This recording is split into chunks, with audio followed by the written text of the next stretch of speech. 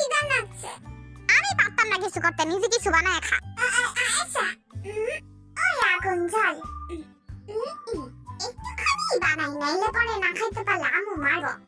চিনি কি দিবো? দিয়াই দে। একটুখানি। আচ্ছা, এবার একটু চামচ দিয়ে গুটাগুটি করি। ওরে না কেন মারা। আরে বাতি কই গেল? কি হইতাছে এগুলা? বদরহাটি, কি করছ তুই? আমি রান্ধি। রান্না করছ? ভালো কথা, তো এত ঠুস ঠুস শব্দ করছ কে? আমি শুধু না। আমি তো ভুলেই গেছিলাম যে আমগো বদরহাটি শুরু।